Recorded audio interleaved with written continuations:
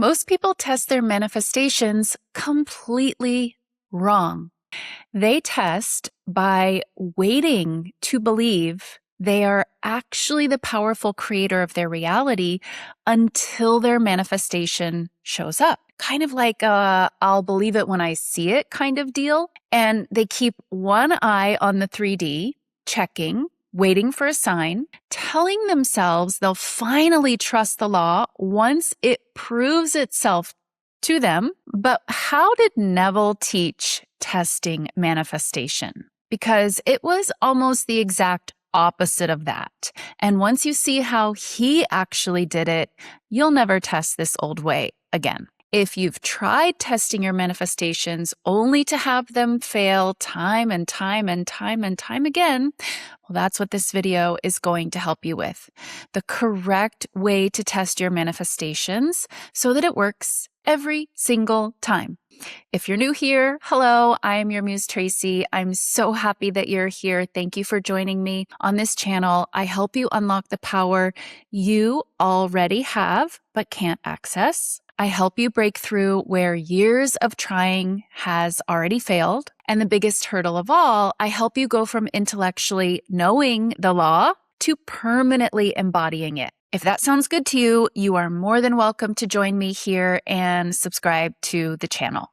Before I get into why that does not work, leave me a comment below if you've tried testing your manifestations this way, waiting and waiting and waiting to see the proof before you actually allow yourself to commit to believing fully in your creative power. You know, sort of like a self-protection mechanism. Because if you're not sure it's actually going to work, you don't want to get your hopes up too high only to have them come crashing down with disappointment. So leave me a comment if this is something that you've sort of subscribed to in the past.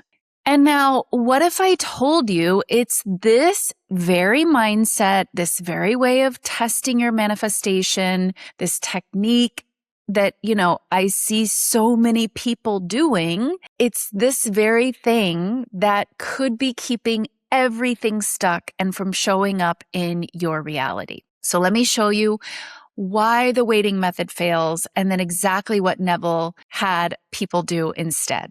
When you wait to believe until you see it, you are keeping yourself in the state of not having it yet. You're not allowing yourself to go fully into that state.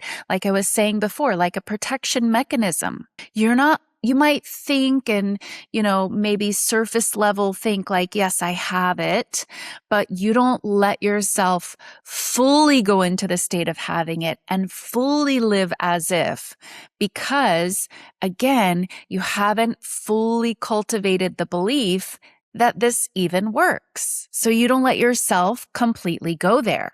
And when you're in this sort of I'll believe it when I see it type of place, you are keeping yourself in a state of not having it. Every time you check to see if it showed up yet, you're confirming that right now you don't have it. You are testing your desire against your circumstances, and your circumstances are the very thing that you're wanting to change. So you stare at the lack, you feel the lack, and you wonder why the lack is still there, why it persists. And the very act of checking is the doubt.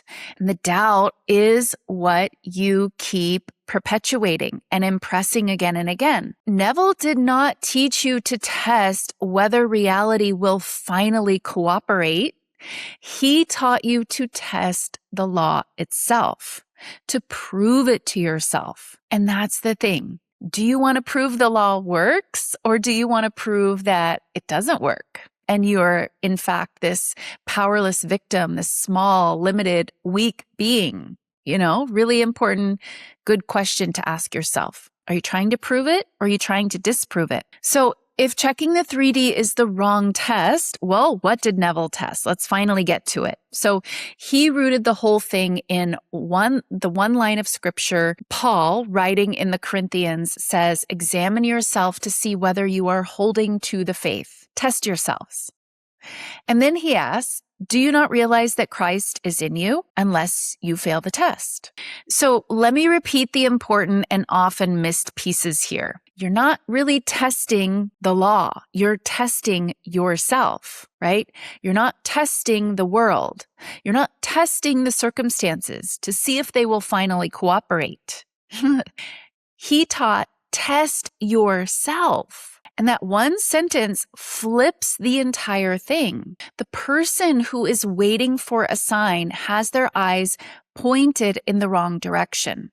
They are examining the outer world, watching the phone, watching the bank account, watching the door, waiting for reality to hand over the proof first. Paul and Neville tell you to turn around and examine the only place the power actually lives, which is in you. Because here's what Neville understood that verse to be saying. The Christ in you that Paul is talking about is your own human imagination. That is the creative power. That is the thing making everything in your world good, bad, or indifferent. It's creating everything, the good, the bad, the things you don't really care about. It's all you. It's all created in imagination first. It is already in you. And you are not waiting to receive it. You already have it. You are the source. You are the cause. So when Paul says, test yourselves to see whether Christ is in you, Neville heard it like this. Test whether you are actually using the creative power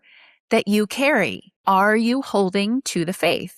Are you assuming the wish fulfilled and staying there? Or have you handed your power back over to your circumstances and gone back to waiting for them to decide for you, to dictate for you, right? So let that sink in. This test was never whether the manifestation would show up or if you're manifesting. The test is whether you are holding the assumption. That's the whole test. People get it totally wrong. They're waiting to see, does my stuff show up out there so that I can believe? That's not what you're testing. And so now I hope you can see exactly how, that test is faulty and how you might fail at that test. You fail the test the moment you look outward for proof.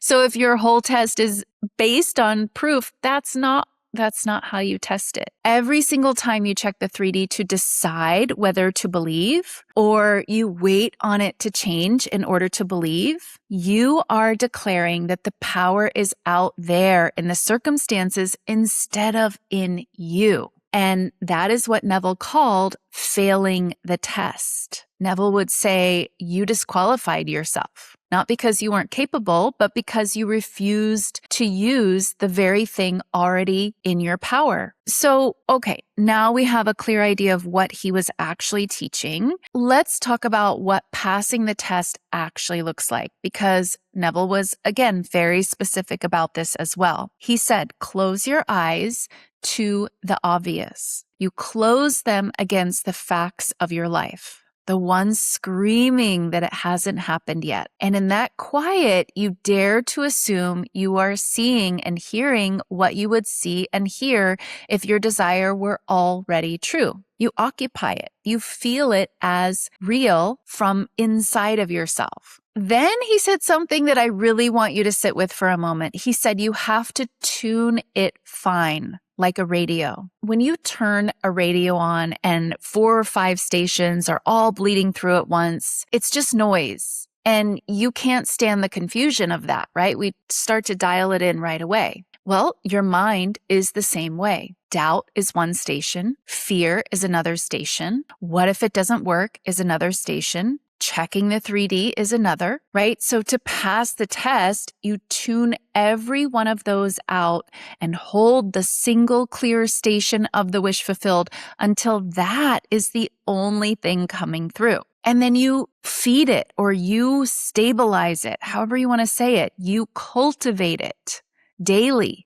Neville said this creative power in you has to be fed, or awareness of it weakens. You'll go back to the old way. of being. So you return to the assumption again and again, not to check whether it worked, but to keep occupying it, to keep it alive, to keep being the person who already has the thing that you now desire, or already is the person that you desire to be. Notice what this does to your whole relationship with proof. You're no longer waiting for the evidence before you believe. You are providing the faith first, and the evidence follows in its own appointed time. That's the correct order. The belief comes first.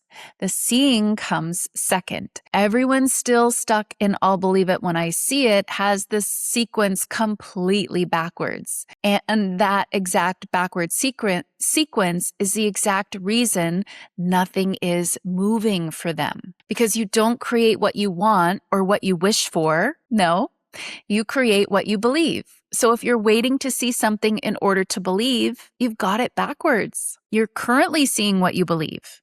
So this is your new test, and I want you to actually use this one from now on. When you feel that pull to check the outer world, stop. Turn the examination inward instead. Ask yourself these real questions. Am I still assuming this is done? Am I holding to the faith?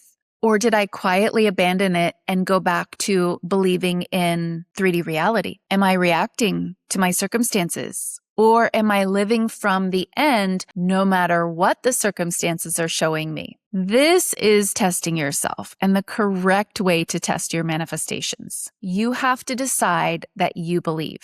Belief is actually an inside job. If you're waiting for evidence to prove this for you, no amount of evidence will ever be enough. You have to decide that you believe in the law. Belief is actually a choice and a completely inside job. If you are waiting for evidence to prove this to you so that then you can choose to believe, no amount of evidence will ever be enough. You'll get the coffee and still need more evidence. You'll get the money and still not truly believe. You'll even get your SP and you still won't fully believe. Again, it's an inside job and an inside choice, an inside knowing that you need to choose before and regardless of the evidence. And then, of course, the evidence follows, but it does not proceed. So this is the way to test manifestation Neville set for you. And every time you catch yourself slipping back into the old state, you simply return to the assumption and hold it once again. You don't pass this test in one go. You pass it by choosing over and over to remain the person who already has it. The manifestation was never the test. You are the test. And the moment you stop examining the world and start examining whether you are being faithful to your own assumption, the whole thing turns around. If this is something you want my help learning to do, holding the faith and actually passing this test on the thing that matters most to you, that's exactly what we do together in my coaching program. I'll teach you how to do this so that you can stop questioning and stop waiting on proof that isn't going to come, and you can stop waiting for external validation and evidence permanently. So click the link in the description and the pinned comment where you can book a free one-on-one call with me. We can jump on that call, talk about what you're manifesting, where you feel like you're stuck, and we'll see if we're a good fit to work together. Thank you all so much for being here and watching this one. I appreciate every single one of you. See you in the next one.